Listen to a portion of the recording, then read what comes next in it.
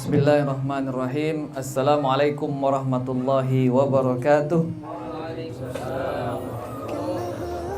Dari bawah sudah hujan soju upah. Agak kurang semangat apa kan? Jawab salam.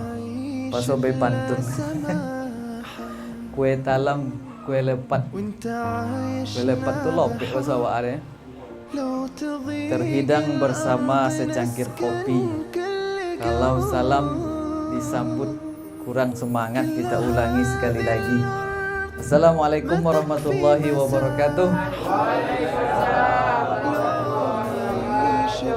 Alhamdulillah alladzi khalaqal mauta wal hayata liyabluwakum ayyukum ahsanu amala wa huwal azizul ghafur. Asyhadu an la ilaha illallah wahdahu la syarikalah wa asyhadu anna Muhammadan 'abduhu wa rasuluhu la nabiyya ba'da. Allahumma salli ala Sayyidina Muhammad wa ala ali Sayyidina Muhammad. Yang kami hormati Sahibul Bait, tuan rumah. Dalam hal ini itu apa yang bawa bapak atau ustaz?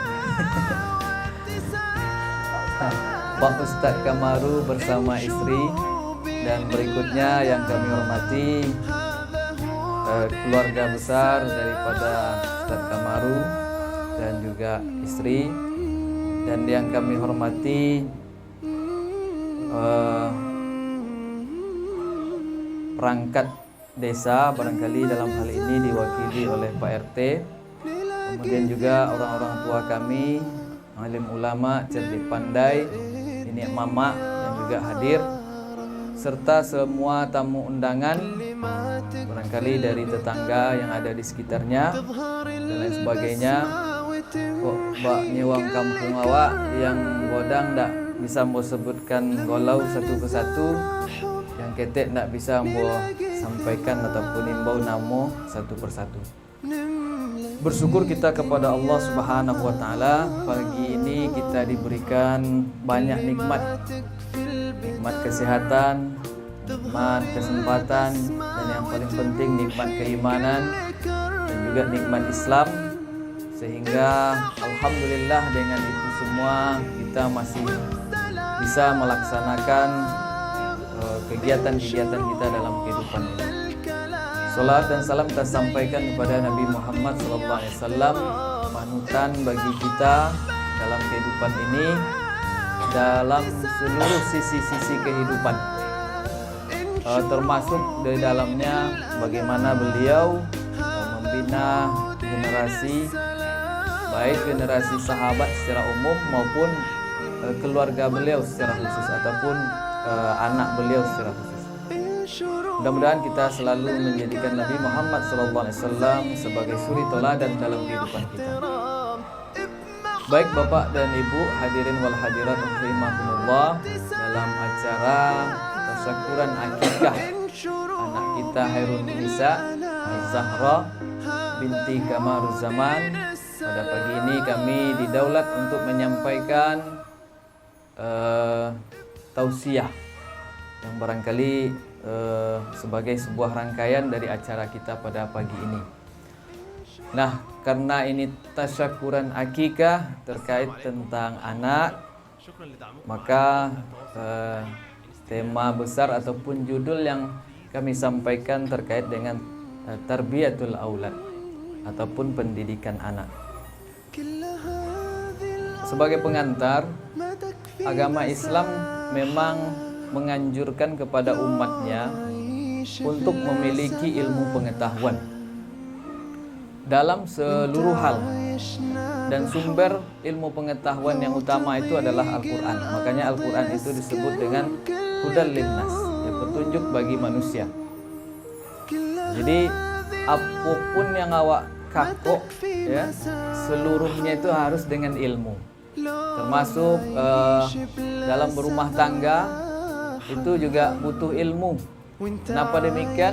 Karena kehidupan rumah tangga itu akan dijalani dalam waktu yang sangat lama.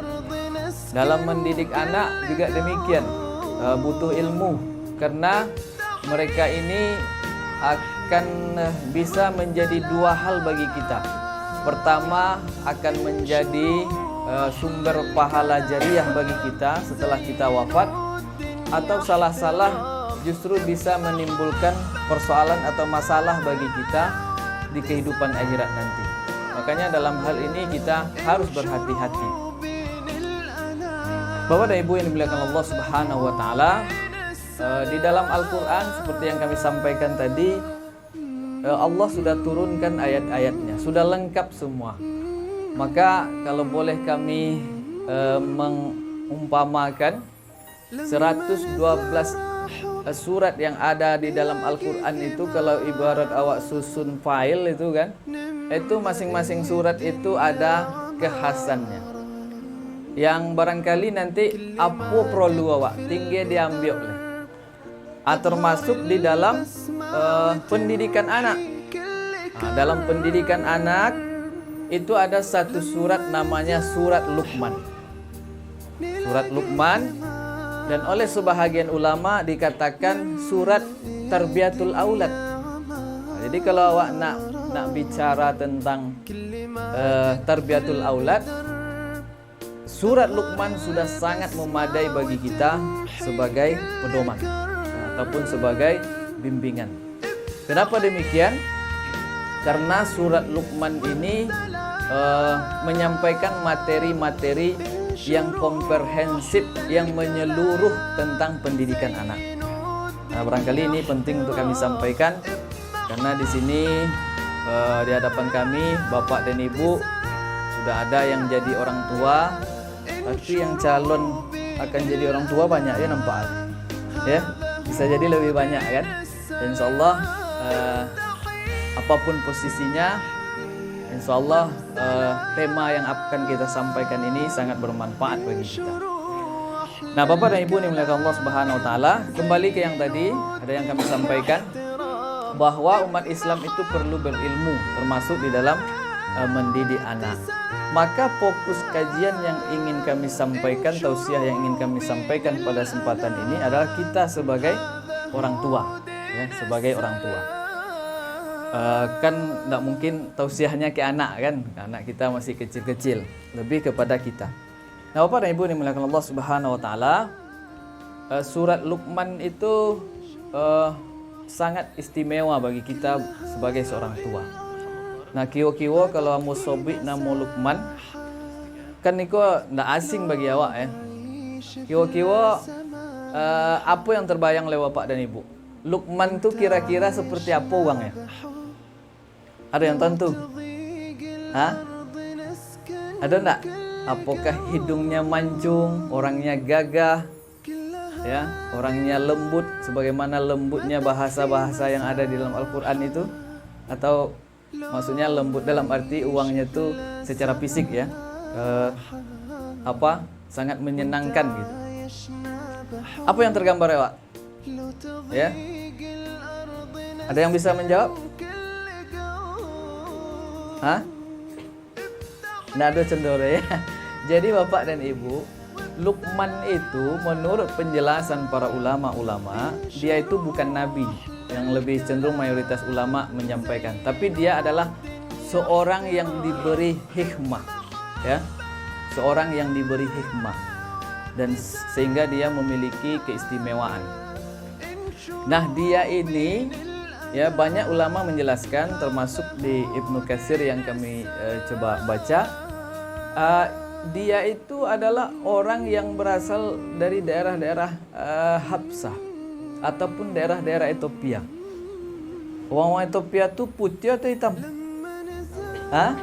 Orangnya hitam-hitam. Bahkan ada yang menjelaskan ciri fisik dari Luqman itu, ya, dia itu orangnya kulitnya hitam, perawakannya pendek, ya, kemudian bibirnya tebal.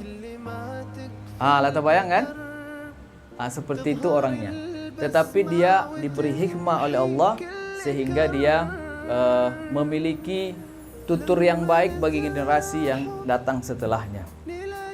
Nah, kalau kita lihat Bapak dan Ibu, ada beberapa poin pokok yang harus dimiliki oleh seorang orang tua untuk mendidik anaknya, seperti pesan yang terdapat dalam surat Luqman ini. Dan sebelum sampai kepada isi materinya, Di dalam Al-Quran itu juga diceritakan tentang bagaimana sosok Luqman itu sendiri. Dia orang yang cukup memiliki ilmu, dan kemudian dalam dia metode dia mendidik anak itu juga sangat santun. Sehingga kan di dalam Al-Quran itu wa isqala Luqmanu libnihi wa huwa ya'izuhu ya bunayya. Coba panggilannya ya bunayya. Dan nanti beberapa ayat berikutnya juga dia memanggil anaknya ya bunayya. Interaksinya dengan anaknya sangat luar biasa. Dan hadis Rasulullah kan juga ada ya, ilzamu auladakum wa ahsinu adabahum. Berinteraksilah kalian dengan anak-anak kalian, kata Rasulullah, dan perbaikilah akhlaknya. Artinya ada proses interaksi orang tua dengan anak, dan itu juga sudah ditunjukkan oleh Luqman, dan dia mendidik anaknya dengan cara yang sangat baik. Nah, profil seorang orang tua ya adalah orang tua yang mendidik anaknya penuh dengan kasih sayang. Nah, selanjutnya apa materi-materi pendidikan seorang orang tua yang harus dia sampaikan kepada anak-anaknya? Ya, antara lain yang pertama itu adalah tauhid. Ya. Seperti ayat tadi ya, wa isqala Luqmanu libnihi wa huwa ya'izuhu ya bunayya la tusyrik billah. Ini poin pokok yang pertama. Mengajarkan keimanan, mengajarkan ketauhidan. Dan kalau kita cari korelasi atau hubungan dengan surat Ibrahim yang banyak berbicara tentang masalah nikmat, ya, nikmat yang paling penting dalam kehidupan ini bukan nikmat harta Bapak dan Ibu, ya, bukan anugerah jabatan, tapi nikmat yang paling penting itu adalah nikmat iman. Apabila seseorang sudah diberikan oleh Allah nikmat keimanan kepadanya, maka itu adalah awal kebahagiaan bagi dirinya, baik di dunia maupun di akhirat. Dan sebaliknya, ketiadaan iman bagi diri seseorang adalah malapetaka, awal dari malapetaka, mulai dari dunia sampai akhirat nanti. Nah, maka untuk itu nikmat iman yang ada pada diri kita harus kita syukuri. Dan harus menjadi tanggung jawab orang tua untuk mencari keimanan itu ataupun mengajarkan keimanan itu kepada anak-anaknya. Ini sangat penting. Dan iman itu sangat luas nanti pengaruhnya kalau kita kembangkan. Itu yang pertama. Kemudian yang kedua,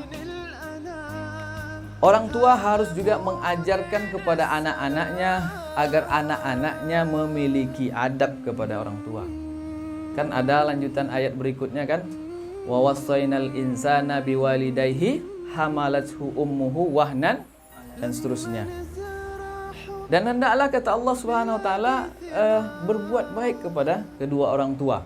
Jadi setelah tauhid itu adalah di dalam surat Luqman ini ya, setelah tauhid itu adalah mengajarkan kepada anak untuk memiliki adab terhadap orang tua, dan kewajiban anak kepada orang tua berakhlak ataupun beradab kepada anaknya.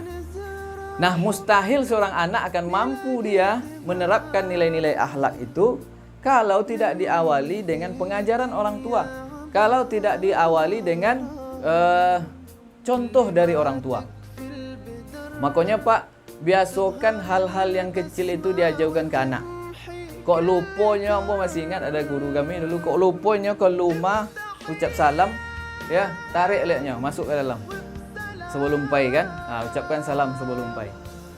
Dan itu kan Nabi kan juga sudah pernah mengajarkan seorang anak ketika ingin makan kan, lalu sembarang aja anak itu kan, lalu diingatkan oleh Rasulullah, wahai anak, kalau kamu makan ambil yang terdekat, ya kan, kata beliau kan. Kemudian makan baca bismillah, gunakan tangan kanan. Itu pengajaran adab ataupun akhlak Bapak dan Ibu yang itu harus dimulai dari dini. Nah, termasuk juga kalau Waalaikumsalam. Silakan, Pak.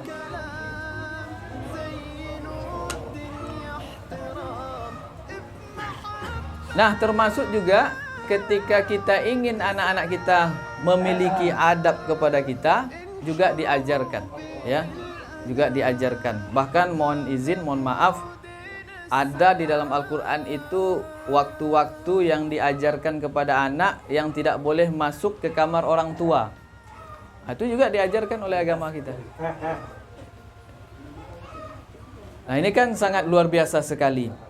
Maka kehalusan pribadi, akhlak seorang anak itu harus diasah dari sekarang. Ya, harus diasah dari sekarang. Kalau istilah pepatah wang awak apa ya, Pak? Kalau lah jadi bulu payah membentuk olehnya ya. Ketika apa baru bisa ketika alun sampai cendu itu baru bisa dibentuk. Hari ini yang kedua. Kemudian yang ketiga yang diajarkan oleh surat Luqman ini adalah bagaimana anak itu dari awal dibiasakan untuk beribadah. Dan ini harus dipahami oleh orang tua. Makanya ya bunayya aqimis shalah wa'mur bil ma'ruf wanha 'anil munkar. Kata Allah Subhanahu wa taala, Luqman mengatakan, wahai anakku, dirikan solat, ya, dan ajaklah kepada yang ma'ruf dan tinggalkan kemungkaran. Ibadah. Lebih rinci dalam hadisnya Rasulullah SAW kan sampaikan, apabila anak usia 7 tahun, ajarkan dia solat. Ajarkan dia solat umur 7 tahun. Dan cara pengajaran yang paling tepat bapak dan ibu adalah wang tuanya yang ngojong solat dulu. Coba tengok apa ibu. Ya, mohon maaf izin pak, yang lebih senior dari kami tentu lebih berpengalaman. Coba tengok dia awak, bapak dan ibu, anak-anak awak tuh. Kalau nampaknya ayah maknya solat, sujud kan, itu ditiru je secara otomatis. Betul tak pak bu? Ikut le, walaupun dia tak tahu tu apa yang dikojong, apa yang dibaca tu kan, tapi otomatis. Kenapa? Karena dia nampak. Makanya saya sering kritik orang tua. Sudah entah nak ngaji mau gharib tu kan bonda, apa entah nak masuk haji ya kan. Akhirnya pulang. Ada nak yang macam itu bapak dan ibu? Tu apa cara tu? Anak bantau pengaji. Awaklah sampai je masuk hajinya, tapi balik dia nak ikut solat maghrib situ. Artinya tentu akan membingungkan bagi anak-anak kita. Apa cara ayah? Awak suruh pergi haji kan, nya balik nya sampai haji balik. Ini contohnya ya. Jadi maka pengajaran tentang ibadah tu dan solat paling utama itu pada pokok. Makanya ketika umur 10 tahun setelah diajarkan tak mau, orang tua diberi oleh Allah, diberi oleh Rasul pilihan-pilihan dalam arti boleh untuk dilocak. Tentunya seukuran yang tidak membahayakan. Kenapa? Ada seorang ulama juga mengungkapkan karena pukulan terhadap anak itu, tapi jangan disalahartikan Pak ayah bu sudah kok pulang dari siko nak menggugu anak kok. Maksudnya itu pukulan seorang orang tua terhadap anak itu akan menumbuhkan jiwa anak itu. Dalam arti tentu deh bahwa awak kau sedang bohongi. Apa yang awak bohongi sih? Karena inyo tidak melakukan kewajiban kepada Allah. Dan itu nanti akan dia jaga sampai tuanya. Itu yang ketiga. Yang keempat, lanjutan ayat tadi kan ada wa'mur bil ma'ruf. Itu menunjukkan tanggung jawab.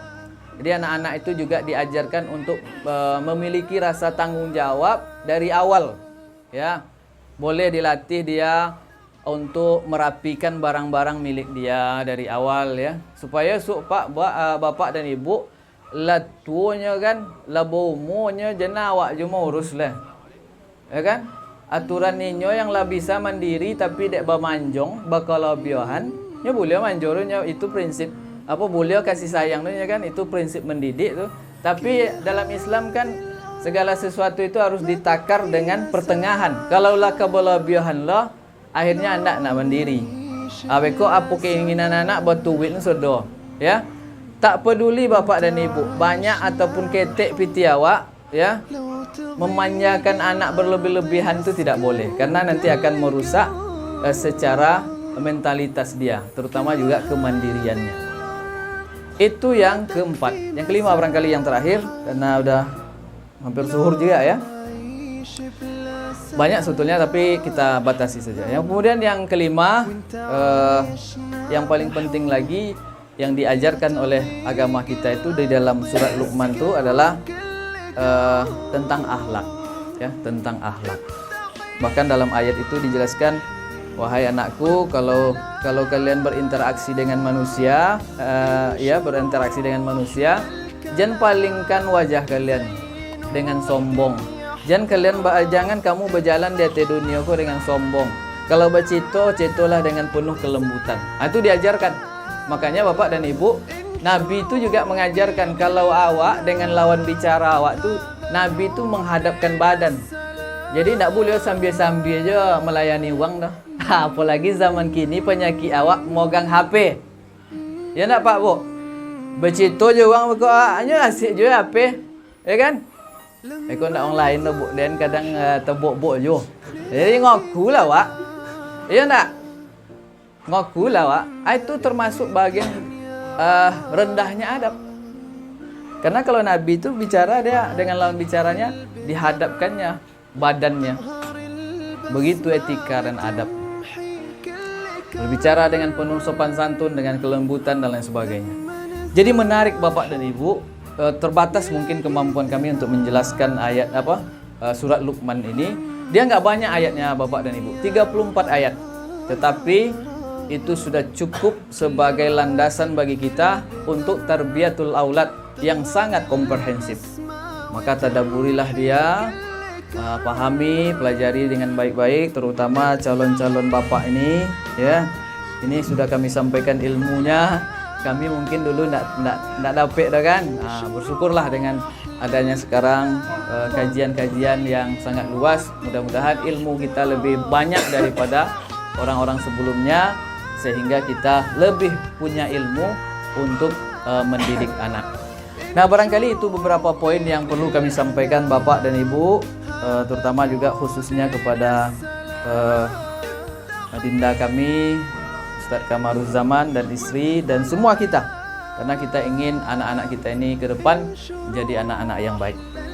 Barangkali demikian, saya akhiri dengan sebuah pantun. Mudah-mudahan kalau ndak ceramahnya terkonang, paling ndak pantunnya yang terkonang, ya kan? Batasan tanah haruslah jelas, supaya nanti tidak bersengketa. Memikul amanah terhadap anak ini haruslah tuntas, supaya nanti menjadi aliran pahala. Subhanakallahumma wabihamdika asyhadu an la ilaha illa anta astaghfiruka wa atubu ilaik. Billahi taufik wal hidayah. Wassalamualaikum warahmatullahi wabarakatuh.